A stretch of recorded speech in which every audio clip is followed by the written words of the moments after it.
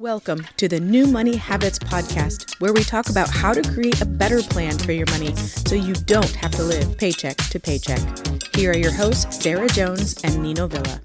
Welcome back, Budgeteers.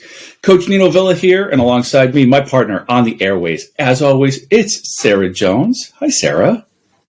Well, hello, Nino. How are you today? And more importantly, where are you tuning in from? I am doing well. If anybody hears me, I'm a little bit congested coming down from a little bit of a cold. I hope it's not too noticeable. Still in Arizona as of this filming, and I don't know if anybody can see. I might turn my camera just a little bit. I do have my dog joining us. She's passed out. Sleeping. Oh, there she is. So if anybody's watching, she needed to be in the office with Mom today. She does not like being out alone. She definitely wants to be next to me. So she's helping me work this morning. Awesome. Well, and I think it's proof, too, that even though you're in hot, sunny Arizona, it's been cold lately, which means we've all been a little susceptible to feeling a little under the weather. So I'm sorry that you've had to deal with that.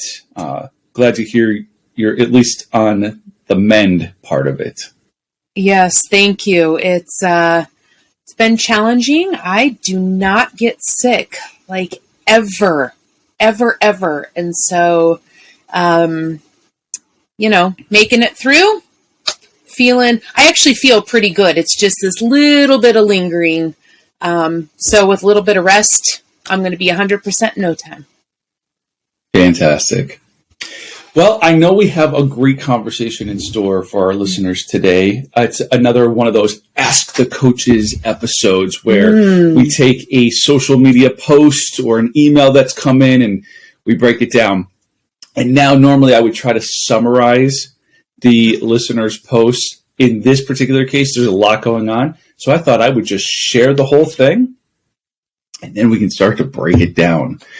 So this was left by somebody anonymously on a Facebook group. And here's what she has to say. It says, "Hey, I'm in need of some tough love and just some good old-fashioned help. I cannot seem to stop spending money. It's ridiculous, and I know that we have other priorities for our finances, but I just can't seem to help myself. I keep thinking, oh, these clothes will make me feel pretty, which will make me happy, which will mean I won't have to buy new clothes next month. Nope. Or I can't stop thinking about certain food items that we don't have in the house, and I dwell on it for days and finally cave to buy them. I don't understand it. I don't know how to help it. My spouse doesn't really watch our back, so I don't have a true accountability partner, but I want things for our money. I want to finally be debt-free. And we should be next month, by the way, except for the mortgage. And I want to retire before I'm too old to enjoy it. I want to travel the U.S. and not have to be tied to social norms. But my future self is constantly getting robbed by my present self." I really appreciate that she can recognize that. She goes on to say, "It's not only that I need help with the how, but more importantly, the why." Glad she recognizes that as well. "Why can't I grow up?" she asks. "Why can't I say no to myself?" To be honest, this stems from some deep personal stuff with how I grew up with nothing, and sometimes would have to leave groceries at the store after an hour of shopping because we didn't have money at the cashier. But why am I different than other people who have grown up that way and they are the opposite? Saving everything or being super careful with their money. I'm spending like Congress. Love that too. Please be nice, but also please help. Sarah, there's so much to unpack from our Jane Doe here. But first, I just want to say this is the type of thing where she recognizes that she needs help and she's finally reaching out for it. And so kudos to her for recognizing that's where she is. She needs help and she's reaching out for it. So I wanted to start there. Yes, I completely agree. And one thing also that sticks out to me is that she's not living in this victimhood, this victim mindset that it's everybody else's fault. She really takes ownership of a lot of things here, right? Recognizing that a lot of it comes from childhood, which is, you and I know, we catch a lot of things from our parents and we're taught a lot of things from our parents, right? Or our guardians, not necessarily parents, but guardians, the people that we're around a lot.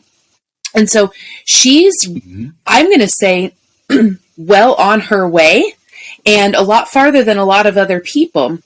And she's not given herself enough credit here. That sounds to me like she's done a lot of work already in this area by recognizing some of these places that, hey, this is where it comes from. I'm not sure how to get through it, but this is where it comes from. I recognize it. I recognize that I need accountability, but my husband's not the best accountability partner for me, right? And so she's actually, picked out a lot of areas here, and I don't think she's given herself enough credit for how much work she's really done.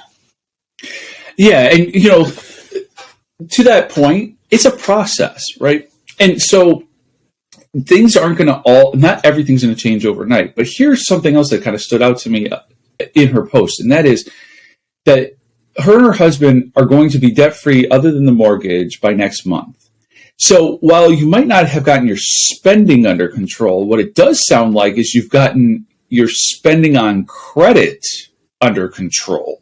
And so there's a difference between spending money you don't have using credit to acquire things and spending the money you do have and you just want to tighten that up. So to your point, she might be farther along than she's giving herself credit for, because at least you're not acquiring new debt to acquire these things that you can't seem to reconcile why you even need them in the first place.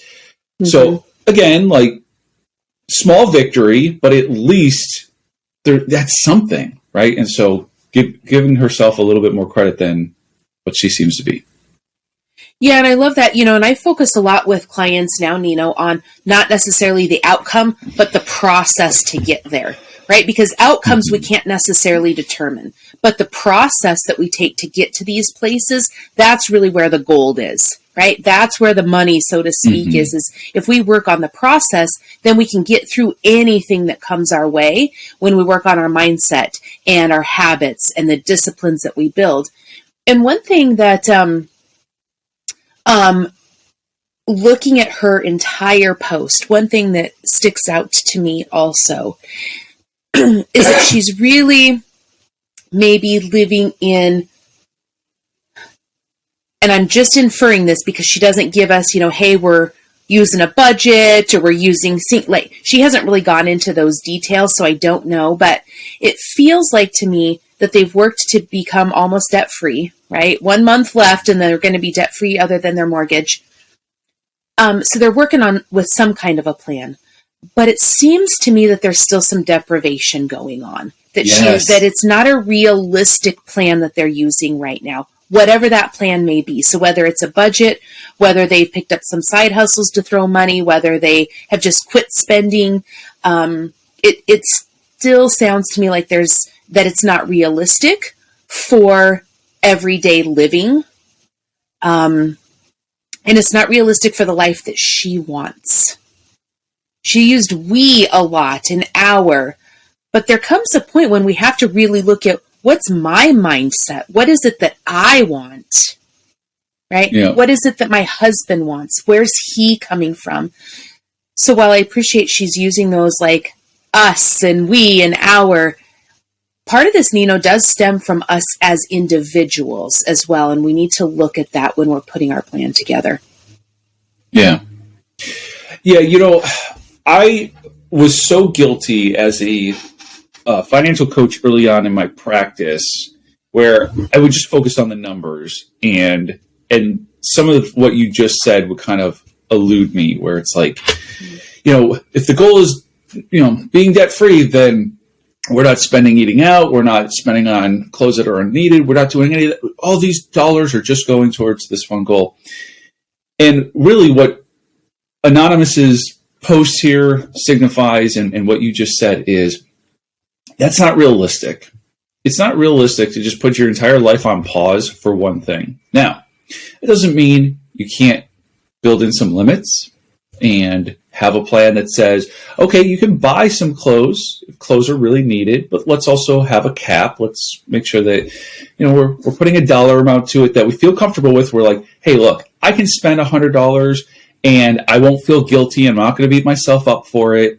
But if I spend more than that, that's when it's like, hey, did I really need to do that? Or whatever that number is for you. But it's a plan that actually works for you, that considers the things that you need and want now, and considers the things that you want and need later. And so you're absolutely right. There is this sense of deprivation that I'm going to give up everything. So I'm giving up the shopping for clothes. I'm giving up certain food items that I'd otherwise want or have. I'm giving all this up because I have these other goals. Well, you and I on the show before have talked about competing priorities and how, yes, it does take focus, in my opinion, to accomplish a goal. At the same time, you don't have to live in scarcity and deprivation, and on the opposite side of that, you have to give yourself permission. One of the things that kind of stood out to me about this, that I'm like, this is how my wife and I kind of dealt with a category that we didn't want in the budget, but we just knew, like, we're spending money there, so we have to take care of it somehow. And that is eating out. I refuse to put an eating out category in the budget and allocate real dollars for that. But that doesn't mean we don't eat out. So, Nino, how do you deal with that? Well, both my wife and I have our pocket money, our spend money, our blow money, right? And we decided a long time ago, we had to kind of define what gets covered by your spend money, what gets covered by my spend money, and what are some things that get covered by the budget. And so a long time ago, we agreed, if we want to eat out, it has to come from our personal spend money. So I share that as an example just to show, like, there are things that you might not want in the budget, but you're going to spend money on, so you have to deal with them somehow. And that's how the wife and I chose to deal with eating out. It comes from our spend money, and so there you have it. Right. And I love that, because you guys really had the conversation, right? And said, how are we going to make this work? And what you didn't maybe necessarily say, but I know because I know you, is that you were working towards something else. You're working on, we talk a lot about, who am I becoming?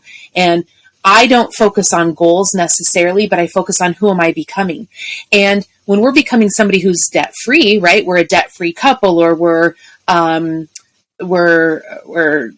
looking at being able to retire, right? And have more flexibility, which she mentioned in her question as well. I really focus on who am I becoming? What's the next level? What's the step that I'm really working on? And I kind of do a reverse engineer of that. What habits, what behaviors does that type of person have? What did they need to do to get to that place? And then that's what I start incorporating. And so, with you, not putting that, and I don't know why you didn't want that eating out budget line item in there, but you said, listen, we're probably going to do this, but I don't want to categorize it that way. So if we're going to do it, it's going to come out of our free money. It allows you to spend that money differently. It puts choices in your hands, right? That, hey, I'm going to spend this on eating out, or I'm going to spend it on home decor, or I'm going to spend it on a fancy coffee, whatever that may be. But you guys chose, like, hey, we're going to put into this category. We still have the choice there, right? But maybe it's not as defined and specifically set aside for that eating out, which I really, really love. Yeah. Let's do a little activity that we didn't necessarily plan for, but I think it will help to illustrate the poster's issue here too, because at the end she's talking about like, why can't I grow up? Why can't I behave differently? Why can't I do these things? And she knows that it's rooted in something from her childhood, and I think it'll be a good example of how you need to go beyond the numbers to really understand why you do the things you do. Mm-hmm. So you said you don't know why I didn't want to necessarily have an eating out line item. And that, as I think about it, the initial thought that came to mind is that's a habit that we have that I'm not thrilled about. Like, I'd rather we buy things at the grocery store, bring them home, prepare them that way, because we'd spend less money, we would eat more healthy. There's a lot of different reasons why. Like, I think it would be something that my children are 12 and 8, so it would give us something else that we'd spend time with the kids doing, cooking meals and that sort of thing. So there's all these built-in benefits in my mind to eating at home. And so eating out is just a habit I don't really want us to promote or have. So allocating dollars for it and saying, hey, we're going to spend $100 or $200 or $300 a month this way. I'm just like, so for me personally, having it come out of my own spending money, there's a psychology thing going on. Like, is that how you really want to spend your free money? Mm-hmm. And so it just adds this barrier that I want and or need between me and eating out, that it's like, all right, like there isn't dollars already allocated for this. So if you're going to do it, it's coming out of your own pocket. And is that how you want to spend your money today? And sometimes the answer is yes. Sometimes, like, yes, I do. I want to treat my wife while we're out and about and the kids are in school or whatever. Or yesterday it was Panda. Like, I had to have Panda, right? Because sometimes you just want what you want, right? Mm-hmm. But it was a barrier that I wanted to put in place that forced me to take that last step. That's like, is this how you want to spend your money today? Versus already having dollars allocated that way. And so you kind of spend a little bit less mindfully, and you're just like, well, the money's there, so I'm going to spend it. So that's why. Interesting.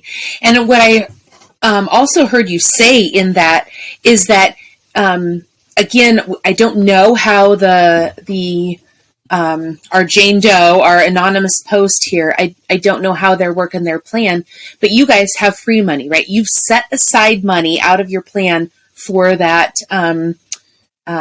specific area, right? So free money, you get to do with it as you choose.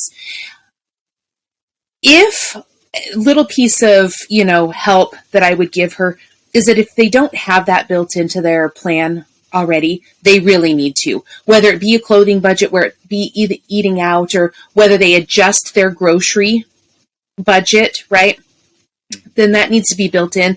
And, Nino, my husband and I are almost the opposite. We don't have free money built into our budget. We used to, but life has changed. And that's the power of putting together your plan that's realistic for your life, right?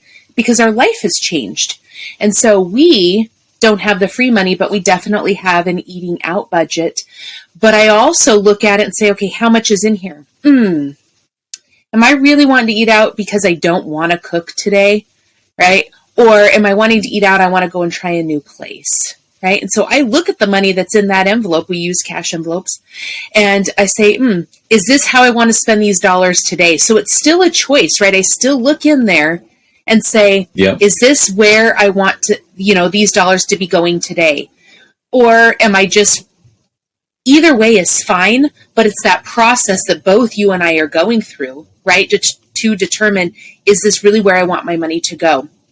And she asked for some tough love, and I'm going to just throw it in right now, that sometimes you really just have to be an adult and tell yourself no, right? Sometimes you really just have to be an adult and say, listen, would I like a new pair of pants? Sure.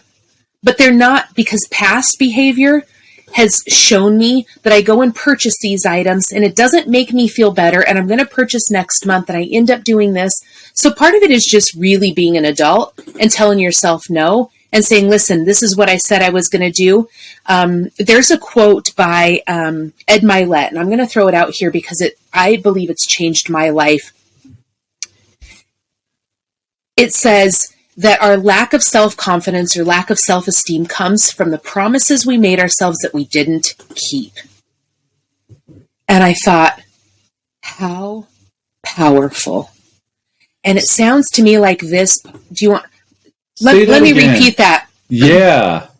Our lack of self-confidence and lack of self-esteem comes from the promises we made ourselves that we didn't keep. Mm.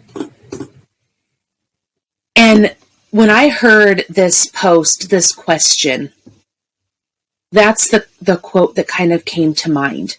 Because it sounds like she's promised herself, like, hey, I'm not going to do this, and I'm doing it. And that feeds into this, why can't I be an adult? Why can't I save? Why, all of these things is really feeding into what I'm kind of pulling out is some lack of self-control here. Yeah. Yeah. You're right. Sometimes you just need to be an adult and say no. It's just that simple. I think we feel as adults that we don't want to have to tell ourselves no. We feel like we work hard for our money, which we do. Why do I need to tell myself no? And the truth is that's a very childish thought pattern, right? Kids throw temper tantrums when they don't, when we tell them no, right? And as adults, I think it's really powerful to be able to just tell yourself no, because you're working on something that's more powerful.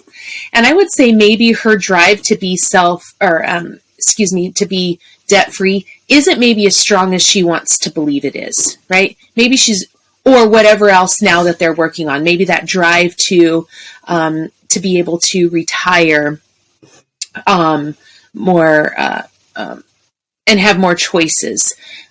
Maybe it's not as strong as she's trying to make it out to be, right? And so the desire to spend now supersedes the desire for these other things. And I'm going to say, you know what? I don't necessarily believe there's anything wrong with that. Yeah, there certainly isn't anything wrong with it. As you say it, I'm thinking about even kind of myself, a bunch of the clients I work with, and that living for today mindset, or tomorrow's never promised. There's like a real balancing act going on there, where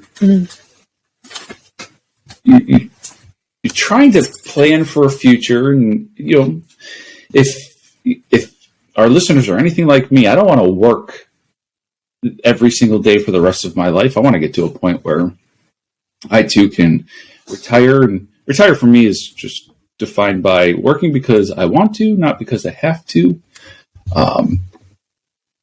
And so you got to take steps towards that plan and that reality.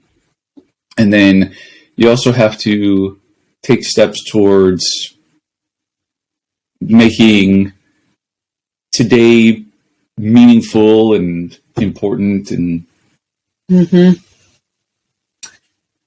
this is a conversation I have with a lot of people, and I'm going to say, if anybody can, I'm living proof that anybody can do both. It doesn't have to be an either or thing, right? That doesn't mean that the choices are easy, still relatively hard choices, but we are very much living for today, living for this experience of life, travel, but also recognizing there's going to come a period of time where I still, I do have to work now, right? That's what that's where our income comes from. And so still working to fund this lifestyle to make it happen. and also planning for our retirement to get to a place where I don't have to work, that I'm doing it because I purely want to, as you say, right? And so, but it doesn't have to be an either or. It really can be both. You really can do both at the same time. I would say for this listener, an actionable item that I would give her is to sit down and start writing down exactly what it is that you want in life. Just start making a list. What is it that you want? It can be, materialistic things. It can be anything, right? It can be happiness. It can be joy. It can be peace. It can be, a new wardrobe. It can be a new car. It can be, $100,000 a month. It doesn't matter, right? Whatever comes to mind, I would sit down and start writing out a list of exactly what it is that she wants. I would also have her husband do the exact same thing. And I think what we actually want is not as far away as what we feel it is. And we start to go through that list and say, okay, what can I do right now? Because a lot of it we can, have right now, and not necessarily go out and buy all of it. But I think what she might want in life isn't coming to the forefront because it's kind of clouded with some of these other things, right? She's kind of filling some of these other holes because maybe what she actually wants feels like it's so far in the future. And I'm here to say maybe it's not. Maybe it's an opportunity to really sit down and say, what is it that I really want in life?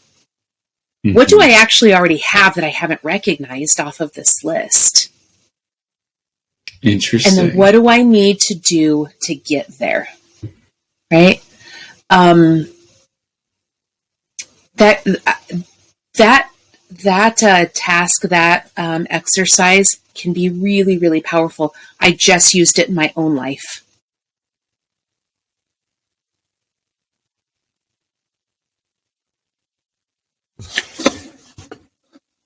Sounds like more planning, right?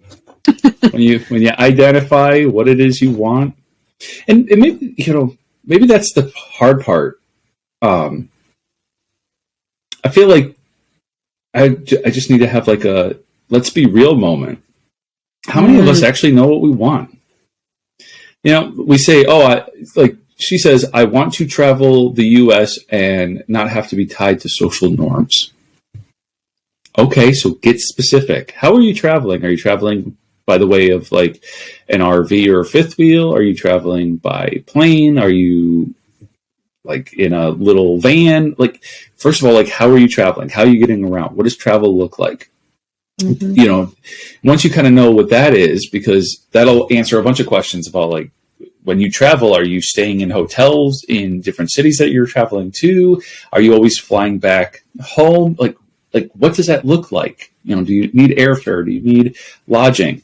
Or are you trying to keep up with Sarah Jones and do the RV life? And so, does that mean selling a home and buying a fifth wheel and a truck? And like, what does that look like? So to your point, getting really specific about what it is you want, and more importantly, how are you going, like, what does that actually look like so that you know what it is that you're trying to achieve? My wife and I have talked about, once the kids are older, we could kind of see ourselves possibly doing the RV thing.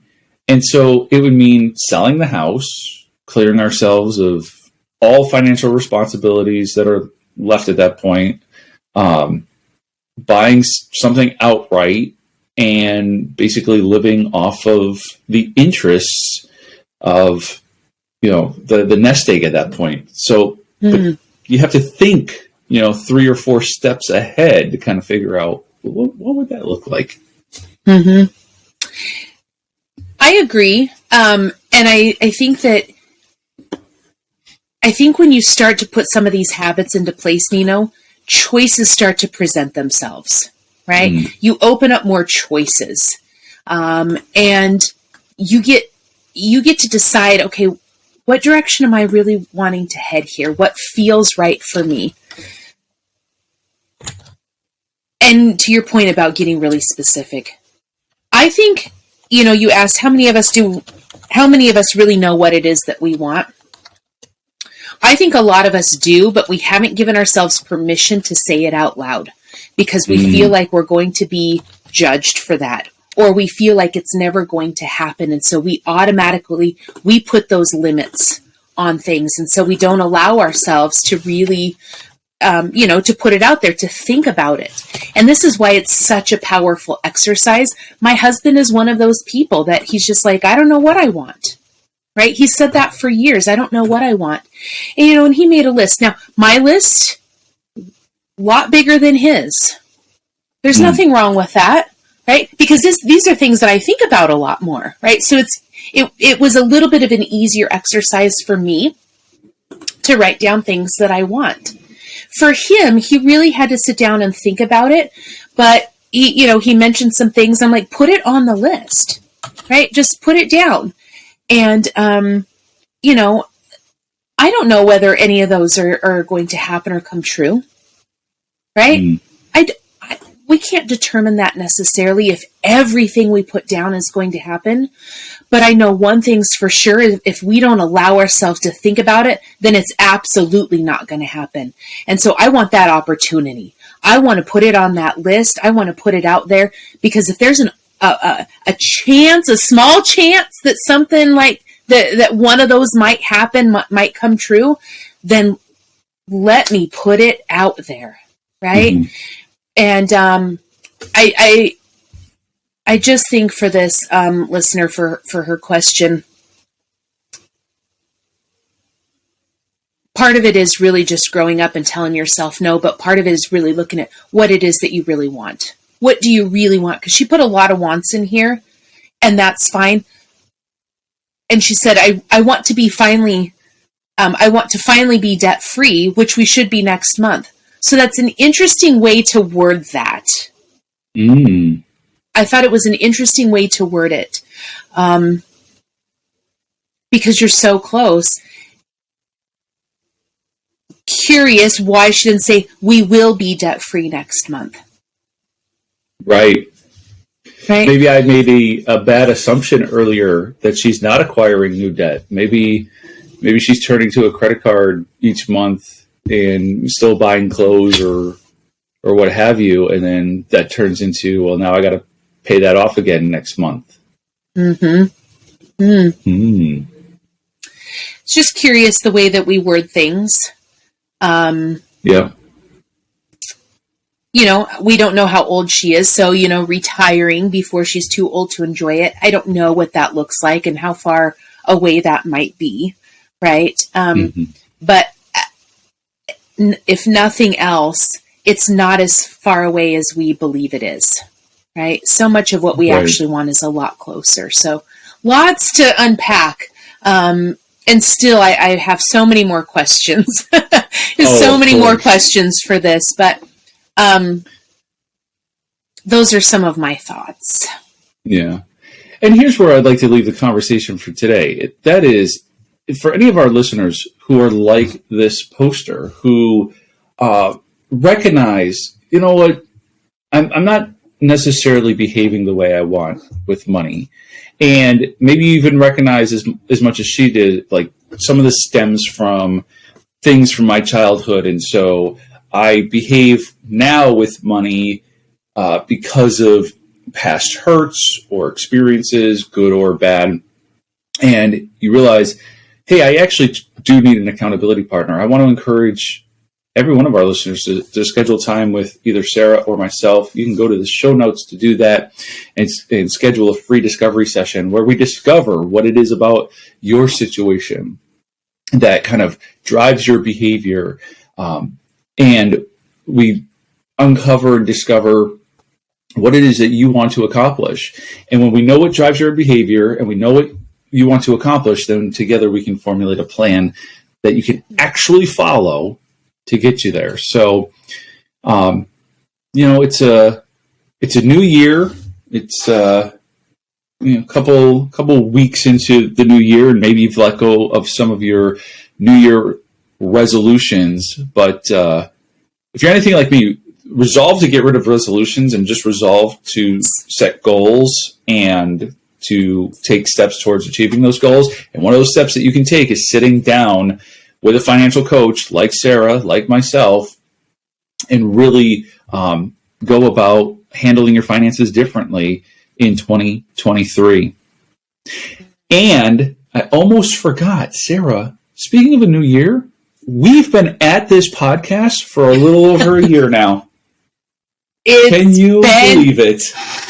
Incredible how quickly time has flown. How many amazing conversations we've had, just between the both of us, but with our guests that we've had on, with the people that we've had conversations with, listeners that have, reached out to talk with us. Mm-hmm. It's been a really incredible year, Nino, and I'm looking forward to all the new stuff that we've got on board, coming up, because I think there's some really good stuff on the way.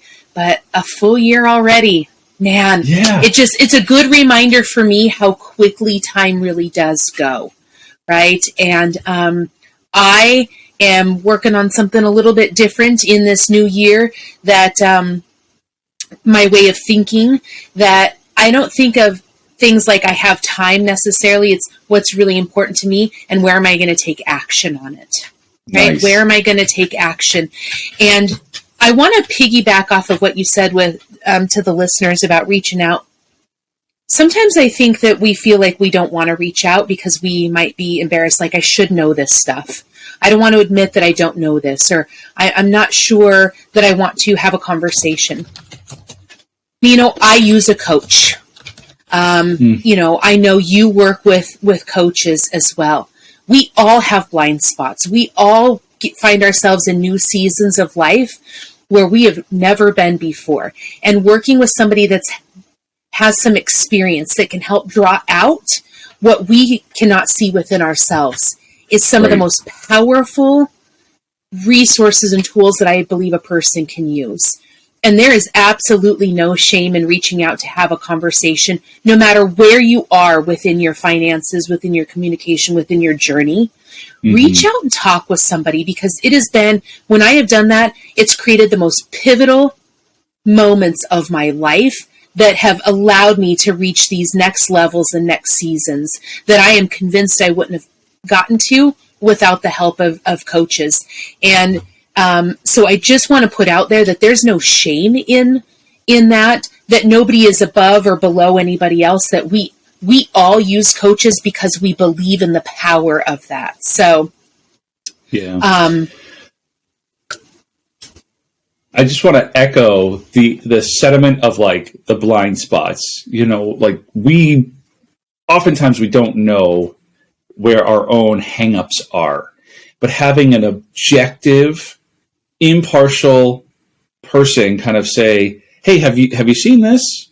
Oh, no, I didn't see that. Okay, thank you for bringing that to my attention. Is very powerful, and it's a judgment-free zone. Like I really don't much care what my clients are spending their money on.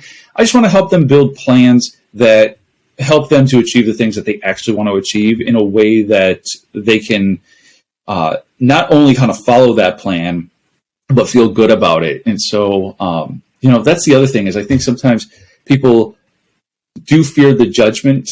No judgment. That's so far from what I'm concerned with when I'm meeting with a client. I really just want to figure out, I took on a new client recently, and I love, some people just are so in the right headspace about something like this, right? So I said, okay, what are you trying to accomplish? And he's all like, I just want to be intentional with my money. He's a younger guy, so he's got time on his side for all the things when it comes to retirement and that sort of thing. But he's also of a generation that might not, most of his peers are probably not thinking about money this way. And he's all like, I just don't want to spend mindlessly. I want to be intentional. So every time we talk, we're just talking about all right, how are we going to be intentional with your dollars today? Because that's what he wants to be intentional. So, and there's some things he's doing on his own already that are great, but with a little more intentionality, he's going to go from great to unbelievably awesome, right? So like we had our first session, and he's all like, I've maxed out my Roth IRA for the year. And I'm like, that's fantastic, awesome, great. So he's already doing some things really well and with intentionality. It was interesting how, as we kind of went through the conversation, he was telling me all these things he had done, and I'm all like, that's awesome. I go, in the future, though, we're going to talk about them first.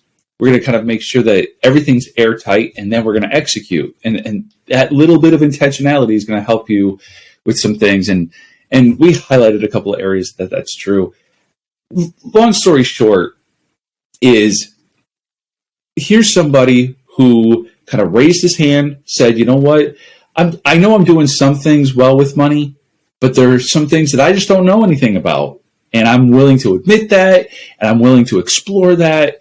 And now we're on this incredible journey where, by the time he's in his mid-30s, he will be so far ahead of anybody else in his age group. It'll be pretty cool. Mm-hmm. I love that. And, I too had a session with a client that we've worked together for a little over a year now. And, he says, last night, he's like, Sarah, he goes, I've paid off $9,000 worth of debt in this year. And what's interesting is he's tried to follow a couple of plans, some of those prescribed things out there in the marketplace a couple of different times before. And they didn't stick, right? Some of the stuff just didn't stick. And he says to me, Sarah, he goes, I paid off $9,000 worth of debt this year. He said, but the big thing is my habits are 1,000% better than they were. And he said, and I'm realizing I still need to be intentional every step of the way, which I just love, right? And he says, how can we continue this? He said, because I really love working with you. How can I continue this? And there, again, is just the proof that maybe you've tried something in the past that hasn't really stuck. Doesn't mean it's not going to stick this time, right? Doesn't mean that you don't try again. So, I love every bit of this, Nino, and definitely a judgment-free zone. And I just encourage people, just take that step. Once you reach out and talk about it, they say admitting your problem is the first step. And I'm going to turn this around just a little bit and say, listen, understanding that you are trying to get someplace, but you're not sure how to get there. So reach out to somebody that maybe can help you. That really is your first step, right?